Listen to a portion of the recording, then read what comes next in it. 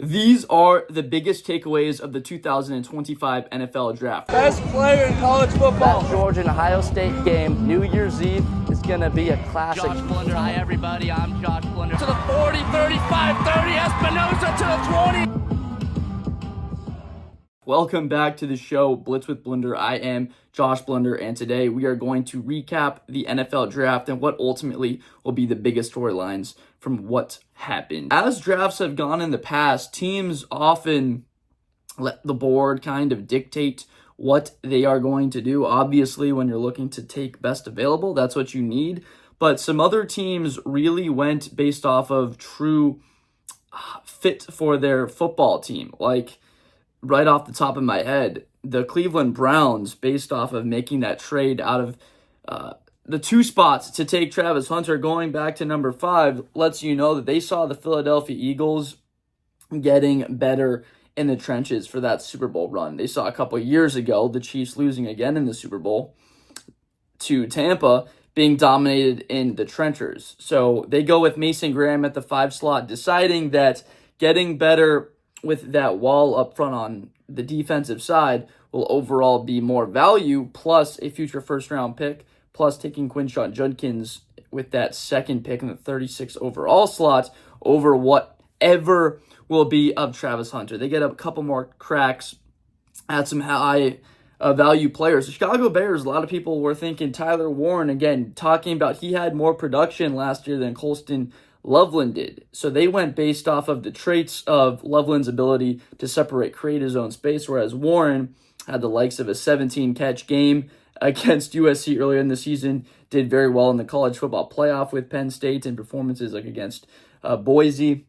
So that was a pick that definitely stood out. And the Baltimore Ravens at the 27 slot, even with Kyle Hamilton deciding to go with Malachi Starks, even though there were edge defenders available for them to take. It just so happens that they were able to fall into a pick at number 59. So that was the overall sort of sentiment that was based around the first couple of rounds and what was happening. You could break it down through the whole thing, but overall teams had to make that choice. Overall, we know the main storylines, what was happening at the quarterback position. This was not a deep quarterback class, and the board completely dictated that. Besides Cam Ward going off, the New York Giants didn't have to give up a whole lot to be able to take Jackson Dart, a couple of third-round picks, and Dylan Gabriel ends up going in the 3rd round. We saw Tyler Shuck in the 2nd, which was personally, I think, the boldest move of this draft for them, going with the veteran player in college.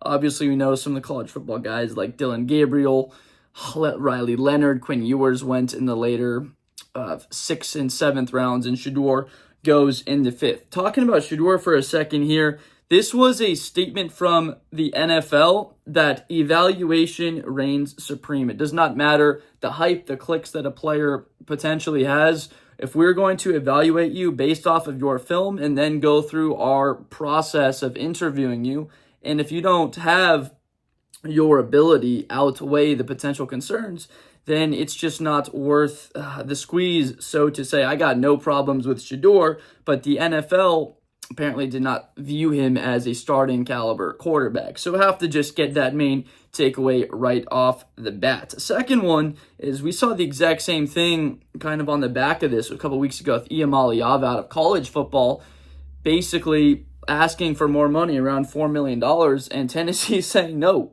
we're not going to pay that. And this theme continued through the NFL draft of the NFL saying, look, we are organizations that are important in standing on that there is history here, and you just have to prove yourself at the next level to earn the hype. The second takeaway of what was the NFL draft was the trenches reign supreme. We saw a total of 58 players on the D-line and 54 what I call skill offensive players, so that would be running backs and wide receivers. We're not getting into the whole tight ends and the equivalent on the other side, which would be linebackers on defense.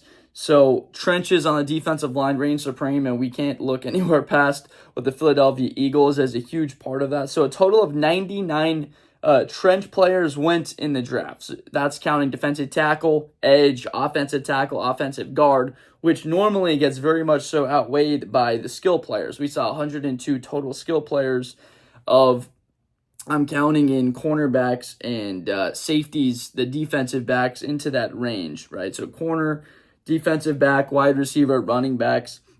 I'm classifying skill a little bit differently in this sense instead of talking about, tight ends and quarterbacks, which are normally skill.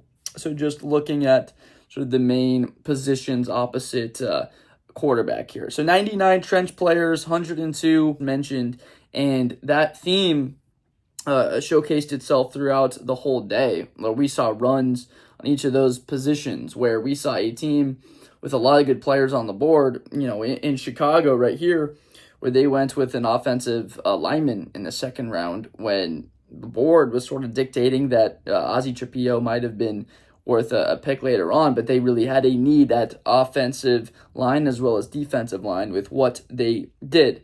Teams, as my third takeaway, did not mess around with of draft grades of what people had. Like, when we saw the off-field stuff as a concern for Mike Green, this was a player that was up as high as 15 or 20 on people's draft boards. He slid all the way down to pick number 59 to the Baltimore Ravens. So they, later on here, we'll talk about how they absolutely killed this draft. But the likes of Will Johnson with the injury concern, with his knee dealing with turf toe currently, teams are not looking past that. Shedeur Sanders, teams are not messing around with the fact that if we don't completely see every single box checked, like, we're going to go with a couple of fits for our roster that are before that. Now, into my fourth takeaway from the draft, let's just talk about some teams that absolutely killed this friggin' thing. Just talk about the Baltimore Ravens. Malachi Starks in the first round, taking Mike Green in the second, who we just previously mentioned,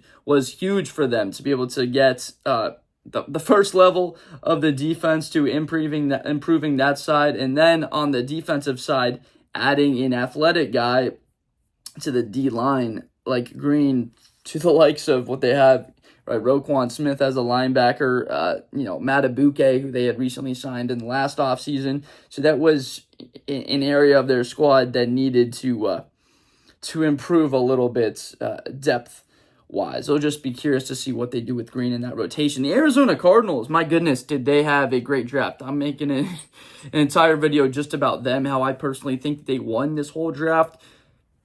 Walter Nolan, Jordan Birch, Will Johnson going there, the Ohio State defenders, and Cody Simon and Denzel Burke, really deciding that we're going to go defensive heavy and make these guys battle out for starting roles to improve the defensive side of our roster. Obviously, they went with Marvin, 4th pick overall in last year's draft. So the Arizona Cardinals getting a ton of value, maybe more so than any other pick, next to Cleveland with Shedeur, and getting Will Johnson at pick, 47? And then they also got Jordan Birch, who, I personally had pegged as a second round, middle of the second round type of guy that they get later in the third. And then Simon and Denzel Burke, again, part of that national championship team. There's the pedigree of being Ohio State defenders, and they are going to be plug and play guys with Arizona. It just depends on, again, the competition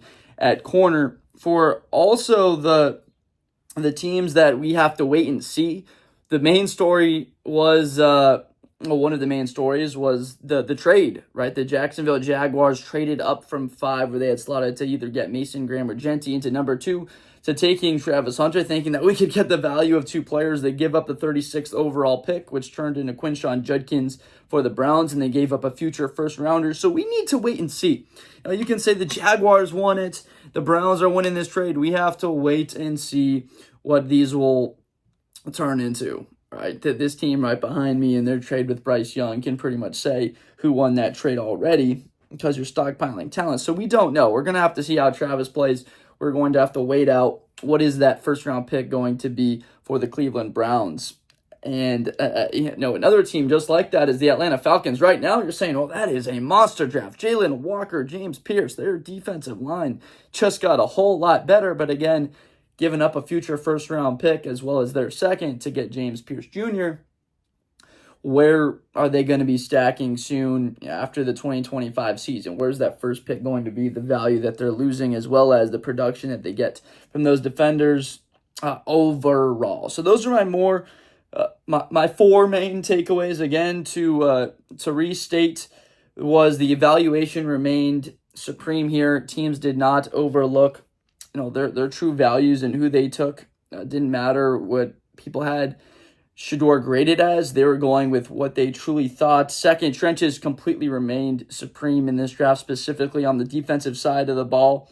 At third, that kind of similar to the first takeaway, if teams had injury concerns or off the field concerns, like with Mike Green and Will Johnson, some of the more talented players in this draft, they slid in it. And then fourth, Ravens, Cardinals completely killed it. And then Falcons, Browns, Jaguars. We just have to wait to see what will become of those picks. So thank you so much for watching this video. Let me know in the comments whether you think that these were some of the biggest stories. Maybe you agree with it. Maybe you think that there's a couple others that you thought could be added into that. But make sure to subscribe for more future content. We come out with college NFL content regularly.